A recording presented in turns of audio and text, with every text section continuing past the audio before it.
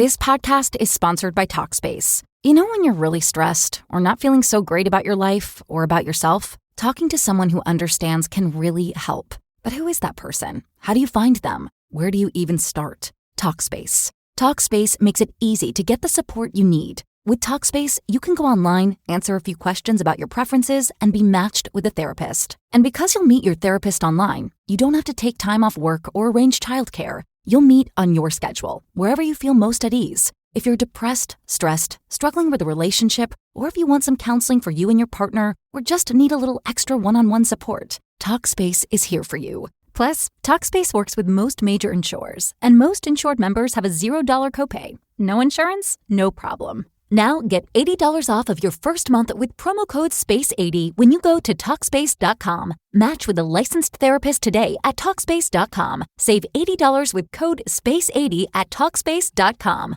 At Kroger Pharmacy, care is what's most convenient for you. Care is being here when you need us. We're open evenings and weekends. Care is helping you save more. Most insurance plans and discount cards are accepted at your local Kroger Pharmacy. Care is saving you time by managing your prescriptions online. You can request refills, check order status, and more. Care is convenience that works for everyone. Kroger Health, a world of care is in store. Services and availability vary by location. Age and other restrictions may apply. For coverage, consult your health insurance company. Visit the pharmacy or our site for details. Host Ashley Burgess. You know, this is another Perspectives Off the Cuff moment because I've been thinking a lot lately about my direction, about my life, about what to do, because I know that there's more to life than what we see.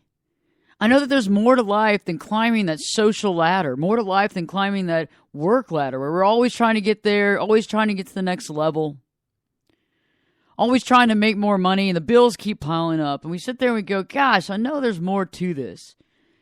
And I think everybody listening to this show right now can attest to the fact that you know there's more out there. You know there's stuff that we don't even have a clue about, but you have a feeling that you know there's more. There's more to life. And I feel that way. And I feel like sometimes we get stuck in these patterns where we choose this lifestyle that, you know, for better, for worse, we get used to it. We get used to it because it's what we've always been taught. You know, we watched our parents work and do things, and they stay in the same city and they do the same stuff, and we go through the process, and then we get brought up and we raise, we go through school, we try to get a good job, we do all this stuff, and it's just a process. But sometimes I wonder, is there more to life? Are we missing out sometimes by just doing this formulation, by just following suit with whatever we've been taught, what we've seen? And sometimes I feel like we're missing out. And there's a lot of times when I go to bed, even during the day lately, even more so during the day, I actually think about getting off the grid. I think about moving on. I think about, you know, selling all my stuff and figuring out what to do with it and moving to some island and having some little business and being happy with it. And I think that that's interesting because I think that a lot of us are probably dealing with something like that right now, where we're happy with our life. It's not like we're unhappy, but we constantly feel like we need a vacation. And I think that when you start hitting that crescendo of needing a vacation, I think maybe we're missing out on what our life is supposed to be like. I think our life can be so amazing, but I think sometimes our life has been structured a specific way. You know, I feel that to some degree, we know that there's more to life. We know that. We know there's more to life than what we make of it. We know that. We know that there is a lot of things that are unseen. We know there's a lot of powers to be and a lot of energy and a lot of different levels out there. And we want to get to know all that stuff. But in the process, we're inundated in where we are. We're inundated in our life and our lifestyle. You know, we get used to it. We live it. We breathe it. And we do this a lot of times with little thought. And I think we have to do it with little thought sometimes, because otherwise, if we think about it too much, we might actually get depressed. What am I doing? Why have I agreed to this? Is this all there is? Am I going to sit there and dream about taking a vacation? It's funny, every time I've gone on a vacation to somewhere that I think is beautiful, you always meet one or two people who are from the mainland, from somewhere else, and you start talking to them, and they've been there for 10 years, and you go, you've been here for 10 years, why? And they go, because I got tired of it. I got tired of it. I wanted to see the world. I wanted to do something different. I wanted to live off the land. I wanted to be around people where it wasn't all about cell phones and iPads and everything that got in the way of actual social interaction. And I think that there's something to be said there.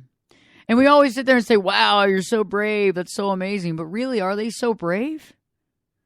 And to some of us, it scares the living bejesus out of us to do something that crazy, to actually sell all our stuff and move in the hopes of finding more conscious living. I mean, think about it. We're all like, oh gosh, what happens if something goes wrong?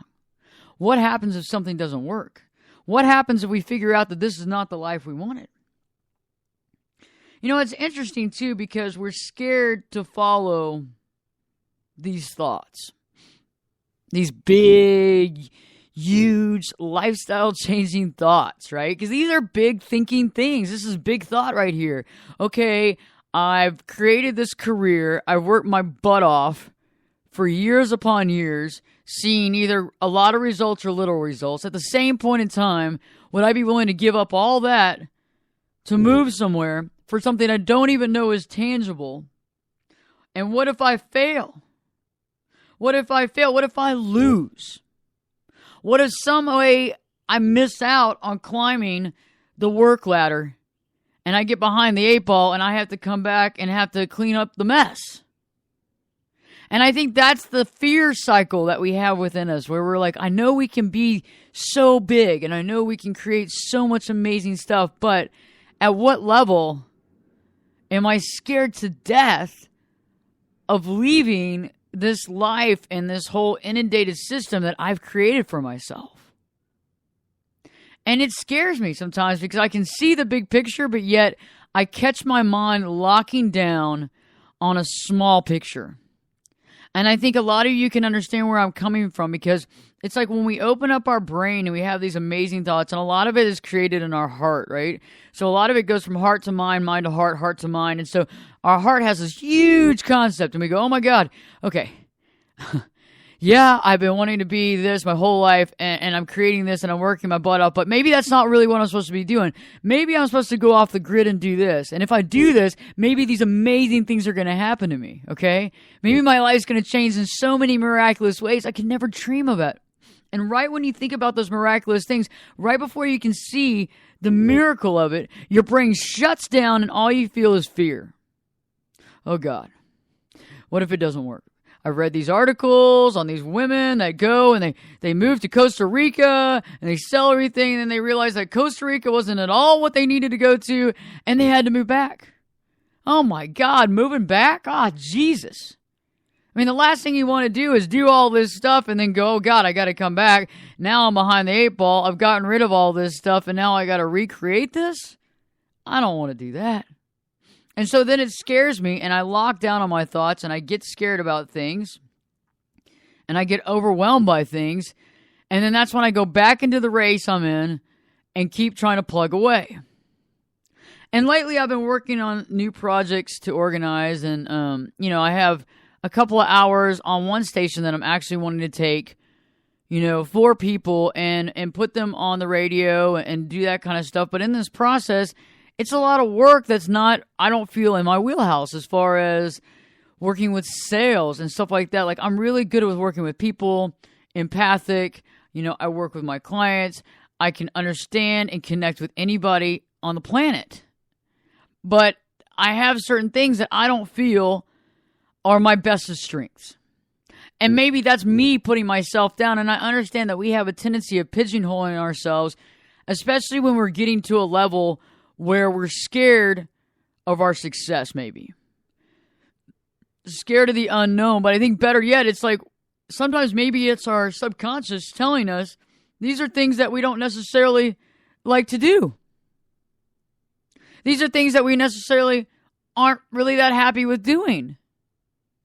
And maybe that's why it's so difficult for us to do now, whether... This podcast is sponsored by Talkspace. You know when you're really stressed or not feeling so great about your life or about yourself? Talking to someone who understands can really help. But who is that person? How do you find them? Where do you even start? Talkspace. Talkspace makes it easy to get the support you need. With Talkspace, you can go online, answer a few questions about your preferences, and be matched with a therapist. And because you'll meet your therapist online, you don't have to take time off work or arrange childcare. You'll meet on your schedule, wherever you feel most at ease. If you're depressed, stressed, struggling with a relationship, or if you want some counseling for you and your partner, or just need a little extra one-on-one support, Talkspace is here for you. Plus, Talkspace works with most major insurers, and most insured members have a $0 copay. No insurance? No problem. Now get $80 off of your first month with promo code SPACE80 when you go to Talkspace.com. Match with a licensed therapist today at Talkspace.com. Save $80 with code SPACE80 at Talkspace.com. Over the past 75 years, more than 10,000 chemicals have entered our food supply, but the EU allows just 300 additives. At Thrive Market, we prioritize quality, banning over 1,000 ingredients found in conventional grocery stores. Our Healthy Swap scanner helps you find better versions of your pantry essentials without the junk, dyes, or fillers, and everything is delivered right to your doorstep. So shop at a grocery store that actually cares about your health at thrivemarket.com/get-started for 30% off your first order and a free $60 gift. Or not, we have to overcome that, jump over that hurdle and say, you know what? Life's not all peaches and cream. We got to do something about it. Maybe that's it. Maybe that's it. But you know what? Maybe it's telling us on the flip side, Ashley, you're barking up the wrong tree. Take care of what you need to take care of and find your niche. But also, it could just be me being scared. I get it. And I understand that. And I think that a lot of times we deal with this process on a daily basis because big change is scary. People can tell you all the time, oh, yeah, change. But you know what? When you really think about it and you don't just go, full throttle, it's scary. It's like pulling off that Band-Aid real slow. It's going to hurt. It's going to really hurt. What are we going to do about it? And so when I have that scared moment of following my true, beliefs and visions, and I have those great visions, and then the vision kind of like locks down, and it goes back to fear base. And I know it does that because I'm fearful of the fact of what happens if I do what I think I should do. Will it work or will it not? And it's like, you can't even get past that. And so now, I'm thinking about this right here on the air, live. And I'm thinking about, okay, what's the worst thing that could happen if it doesn't work? And what does it mean if it doesn't work? And how do you define not working? And do we ever actually fail by doing what we love to do or by doing what we think we should be doing? But let's say we don't do that. What do we do then? And I think about that in a process where I think about the concept of being and dealing with the concept of prayer and meditation, and understanding that when we believe in that and we see prayer and meditation, we can get to that next level and maybe we can see clearly our true path. And I've been using a lot of meditation lately where I really focus on clarity and desire and need and love. And when I focus on those things, I believe that, it's going to work out. And I know that things will come to fruition. However, I know that I have to be instrumental in providing that. And I realize that the meditation and the prayer that I have, and for different people, could be different things. You could sit there and connect with the source in various ways. However, I feel like we have to understand exactly the direction we're wanting to go. But we also have to kind of feel it out. We have to realize our honest reality, or better yet, we have to sense it, or sense our honest reality, and figure out what makes the most sense for us. Not what makes the most sense for your best friend, not what makes the most sense for your mom and dad, but what makes the most sense for us. And I think now more than ever, in this year of 2015, people are coming to the come to Jesus conversation more than they ever have, meaning the fact that they're realizing there's more to life than meets the eye, and people are making huge leaps to figure that out. Others are so scared about it, we're putting the wool over our eyes and hoping we don't have to deal with it. And some of us or swaying back and forth, going from one extreme to another, realizing that we have to eventually come clean and accept the fact that there's more to life than how we're living it. But we have to just figure out how to make that a reality. And I think that's where a lot of us stand right now, is we know in our heart of hearts, we know it, we feel it, we go with that. That goes with us. We understand that logic and we know that there's more. But how do we go from our lifestyle right now, where we are, what we're doing, how do we take that? How do we take that and morph that into the next level? Because I don't think it's necessarily leaving your whole life behind. I think it's the way we look at life and how we create what we want. I also think that on the flip side of that, that could be me, again, scared to make the big leap. But does it really matter where we live? Is moving what we need to think about?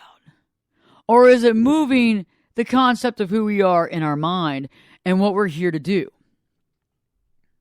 I find that is the most interesting, because when we can figure that out, I think we understand ourselves.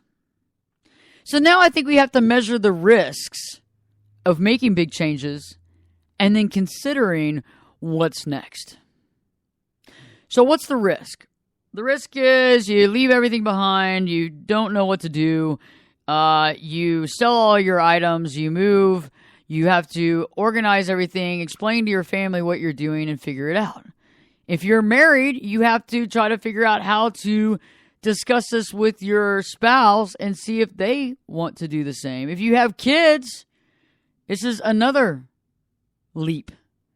Animals, pets, another leap. I mean, animals and pets are a little easier because you can take them with you. Unfortunately, sometimes you might have to quarantine them, so you have to really think about what makes logical sense. However, to me, my dog is part of the family, and Buddy is a child, and Buddy's so cute, and Buddy just turned 5 years old, by the way. He turned 5 2 days ago, and I gave him a little bit of wine in his bowl. He didn't really like it, though. He's more of a Pinot Noir kind of guy, Actually, Buddy's more of a beer guy. He's more of a margarita, Pinot Noir kind of guy. And he doesn't get a lot of liquor or alcohol, but he gets a little bit, and he got a little bit for his birthday. But he's definitely going with me no matter what. And I know that I would have to discuss this with my significant other and figure out what's the next step. And we would have to be on the same level. And for everybody out there who is not married and is not living with somebody and doesn't have children, your life is a little different. You're able to make major jumps based on how you feel. Now, I'm not saying that that's easy for you. I'm saying that might even be harder because you're going to be moving somewhere or doing something solo. And you got to be able to sit there and say, okay, I'm rocking and rolling on this on my own. I'm going to do this, and I'm going to figure out how to do this, and I got to get my money together, and I got to get my stuff together, and I'm going to do it. So we have to sit there and think about it. What makes the most sense? We have to measure the risk and figure out what risks there are, and then figure out what the risks are of not taking the risk. On that flip side, is there regret? Is there being upset? Is there sadness? Is there resentment? Do you feel like you're actually not living the life that you want to live? And I think that's paramount for us to figure out what the next step is. Because if we don't feel like we're living a life worth living, then what are we doing? What are we doing? It makes absolutely no sense. So there we are living a life, and we're like, well, and every day you go home and you do the same thing, and you do this and you do that, and then you go, man, I just feel like I've missed the best years of my life. I don't want to feel like that. I don't want to do that. I don't want to be that. But yet, I don't want to sit there and run in an escape type path thinking that's going to be my future, when in reality, I'm just escaping what I need to be doing. Because when I deal with my clients a lot, we talk about that. Because a lot of people want to run and want to move because they think that that's the next logical step for them to have a good life. But is that? Don't we have to deal with the issues we have right now wherever we are? This podcast is sponsored by Talkspace. You know when you're really stressed or not feeling so great about your life or about yourself? Talking to someone who understands can really help. But who is that person? How do you find them? Where do you even start? Talkspace. Talkspace makes it easy to get the support you need. With Talkspace, you can go online, answer a few questions about your preferences, and be matched with a therapist. And because you'll meet your therapist online, you don't have to take time off work or arrange childcare. You'll meet on your schedule, wherever you feel most at ease. If you're depressed, stressed, struggling with a relationship, or if you want some counseling for you and your partner, or just need a little extra one-on-one support, Talkspace is here for you. Plus, Talkspace works with most major insurers, and most insured members have a $0 copay. No insurance? No problem. Now get $80 off of your first month with promo code SPACE80 when you go to Talkspace.com. Match with a licensed therapist today at Talkspace.com. Save $80 with code SPACE80 at Talkspace.com. Because those issues are just going to come and haunt us. But if we have dealt with our issues and we're looking for more meaning in life, maybe that's the actual next logical step on what we need to do. Maybe that's the logical step that we need to take to move on and to figure out what our next step is. Maybe that's what we need to do. Maybe taking that leap of faith and believing in ourselves will only make us that much more stronger and successful, because our inside internal self will look toward us kindly and realize that we care enough to do something that doesn't feel comfortable. And I think that comfort zone is something that really, really screws with us. There's another word for that, but I decided to use the word screw with us. Because I think our comfort zone is what keeps us stuck in a lifestyle of just possession and just buying stuff and thinking that the buying of the stuff is going to make us happy, but it's not really, right? It's not.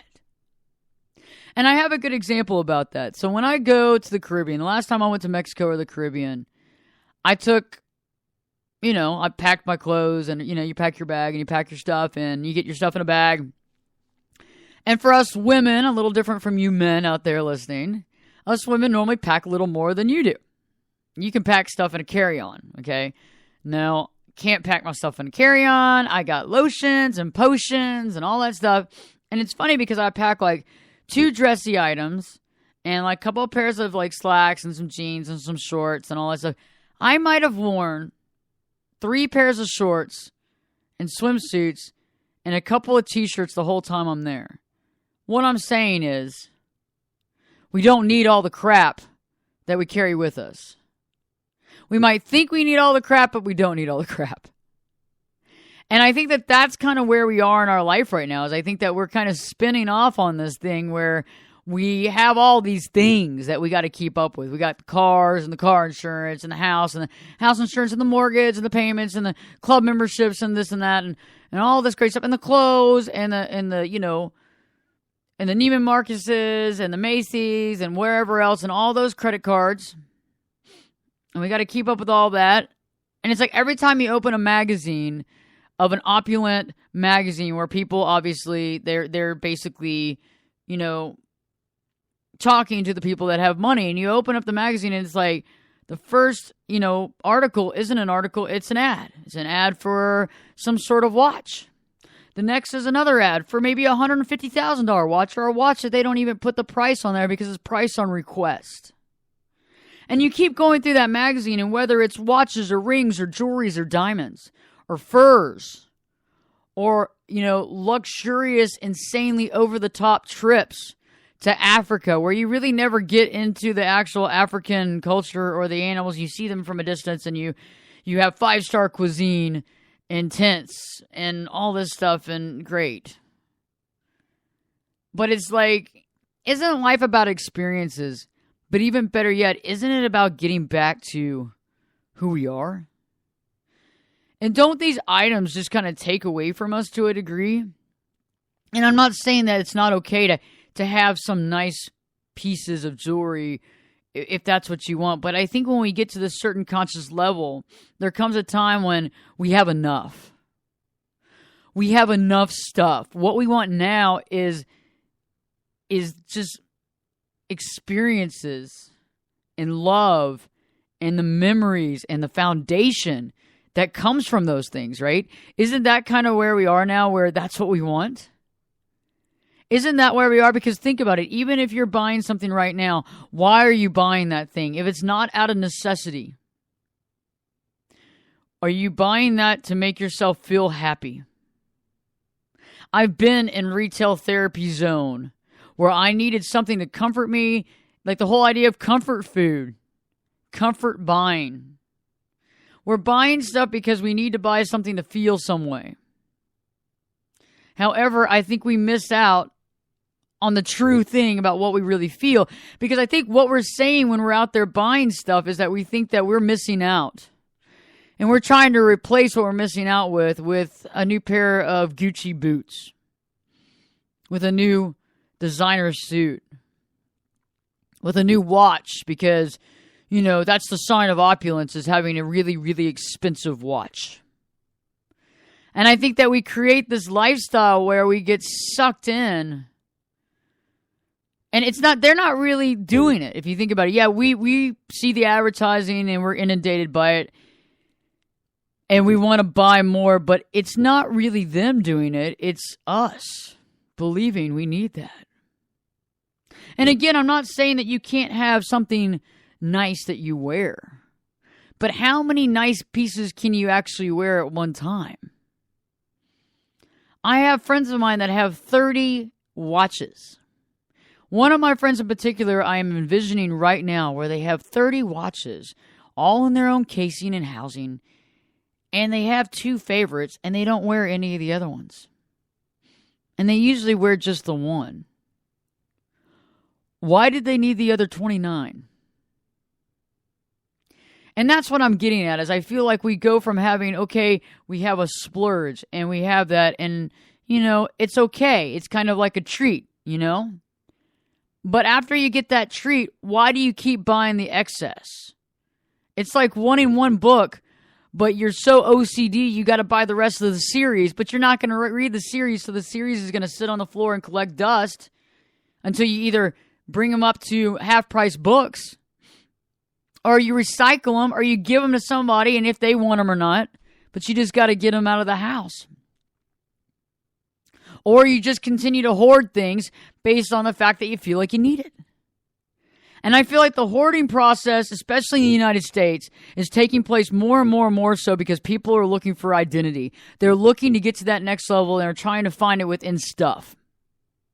And I think that we are going way off from reality when we look to stuff for answers. We got to stop buying the stuff. Okay? And if we do get the stuff, we need to know, why do we want this stuff? Why are we getting it? Is it because we need a timepiece to tell us the time? And I'm not saying that depending on how much money you have, I'm not saying you can't buy a nice timepiece. I'm just saying what makes sense. Because you know what? That timepiece, you can't curl up with that at night. You can't get a good hug out of it. And I think it even shows our mortality even so. And I'm trying to figure out how to live the most we can from the life we have. And I think we have to begin by slowing down the buying process and allowing ourselves to see more around us and understand and accept the big picture. And I think by understanding and accepting the big picture, we have to realize we're not alone. Okay? It might look like we're alone, but we're definitely not alone. And we need to get to that point where we open up our mind and we open up our heart and we accept. And we allow people around us to be loving and happy just like we are. And that's the direction we continue to go. And I think if we allow ourselves to see the bigger picture, we can begin to think about what it means to live off the grid. What does that mean to live off the grid? What does that mean? What does it mean by staying on the grid? What does it mean by doing right by us? What does that mean? And there was an article recently of a woman who gave up her job. She was making $95,000 a year in New York City, gave up her job and moved down to the Caribbean to St. John to scoop ice cream. She's now a bartender. But she was saying that the reason why she moved is because she felt almost lonely in such a big city with all those millions of people. She didn't feel a connection. And she felt like her life was like moving so far off because everything she did was computerized and email, and there was this disconnect. And she wanted to be reconnected with humanity and with planet Earth. And I think that's amazing. But do we have to do that to become off the grid? Do we have to leave and sell all our stuff and move somewhere else to get off the grid? Or is it within our heart and mind that we can create an off the grid lifestyle? Is the off the grid lifestyle based on the fact that we put into perspective our buying choices, the way of life that we have to have, our lifestyle, how much we have to spend to keep the current lifestyle we have? Think about it. I think a lot of times our lifestyle is what gets us in trouble. Our lifestyle is what puts us down because we're too busy trying to figure out how the heck am I going to keep this lifestyle? How am I going to keep doing this? My mortgage is X amount. You know, my dues, my homeowner's dues are X amount. My car payment's this is that, this is this is that, this is this is that. Holy crap. This is a lot of stuff to deal with. And what do we do at that point? What do we do when we have all that stuff going on? How do we deal with it? How do we deal with it? And it's like right now, right when I'm talking about all these bills, I start stressing out about my car payment. I was like, oh my gosh, I haven't seen my car payment recently go in my banking. Oh my gosh, I hope they haven't canceled something. So I know that I have to do some banking work later on and figure that out. I don't like doing that stuff. I get stressed out. And sometimes you sit there and you go, why do we do all this stuff just to get more and more stressed out over our finances and bills? You know, when you're dealing with paying bills and you're not making as much money as you were, and everything's stressing you out, and when you have to take something, you have to do something, and there you are handing over that credit card, just praying to God that credit card's going to go through. Or knowing that you have X amount of money in the bank and you got to wait to the end of the month before you can pay something. And it's like I sit there and I think about that, and I'm like, you know what? And I'm sitting in 105-degree weather where I am currently, and I'm like, this is interesting. Is this what it's supposed to be? Is this what life's supposed to be? Are my choices of buying choices, are they supposed to imprison me? Am I supposed to be imprisoned by my buying choices? Because that's what I feel like a little bit. Is I feel like if we were kind of living below our means and having a life that we really, really cherished, it wouldn't be that much of a stress level. Yeah, sure, you're not living in the house that all your friends go to and go, whoa, wow, man, that's great, wow. Must be nice, man. I'll stay here. I'd love to live over here. If I could just live on your balcony, that would be awesome. I mean, yeah, you might love to live in a nice house, and that's cool, but you have to sit there and think about it. Does that nice house bring you joy? And if it does, that's awesome. But at what level is staying in the system doing you? What are we doing that's right by us? And I think at this point in time, these are questions that you have to ask yourself. Where do you see yourself in 5 years? Think about it. Where do you see yourself in 5 years? What do you see yourself doing? Where do you see yourself living? Are there certain things right now that aren't working for you that you're questioning why you're living this life? If they are questions in your life, what are you going to do about it? You need to start writing down your thoughts and options because you have options. You just have to understand the fact that you actually do have options. The next thing is if you have a family, it's good to begin to start sitting down with your family and discussing your thoughts. Discussing how you feel. If you feel that y'all could live a little more under your means, if you feel that a change is in the cards, think about it. If you feel this way, you need to express your thoughts. And the more you express your thoughts, the more other people will understand where you're coming from, and the more that your family will be supportive. And you have to explain it in the ultimate way as far as where you're coming from, because when people can understand you, they can get behind you, they can believe in you, and also you might be reflecting something that they're going through that they don't know how to verbalize. And we're all here together, and I think that in these next coming months, I think there's going to be more enlightenment, and there's going to be more understanding, and I think we're going to be in a place of amazing, amazing realities. And I think that the level of consciousness is just increasing day after day after day. And I think it's our turn to jump to that next level and figure out what's right for us. And I don't think that we have to sit there and follow our parents and our grandparents. I think that we need to create our own life perspective and figure out what our perspective is, and better yet, figure out where we need to be next in order for us to be successful, for us to be happy, for us to believe in us is what's so vitally important. And so when you're thinking about living on the grid or living off the grid or finding your true calling, start thinking about what is it that you could do, what could happen, what could go right, what could go wrong, and what's the next step. And I feel that the biggest quotient here, the biggest important thing to take away from this show is that when you have these grandiose ideas and you feel it in your heart and you bring it back up to your mind and you feel it in your heart and you bring it to your mind and your mind closes down, that's what we need to investigate, is why is it closing down and creating fear in our mind? What is it keeping us from doing? Are we stopping ourselves? Are we putting a boundary for ourselves to not get to that next level? Are we halting ourselves? Because I think the answer is yes. Now, why? Why do we put a boundary up of our own success? And that's what we need to focus on. That's what's important. That's what's going to help us get to the next level and mentally and emotionally live off the grid. I have a great show for you next. I have more and more concepts coming into my headset every day.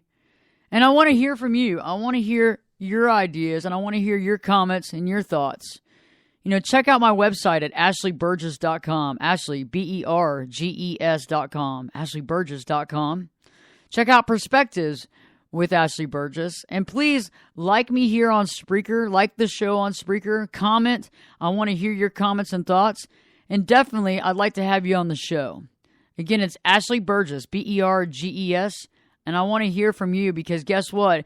It takes all of our perspectives to understand the true reality. Stay tuned. Got a great show for you next, and I'll be back this time in 3 shakes.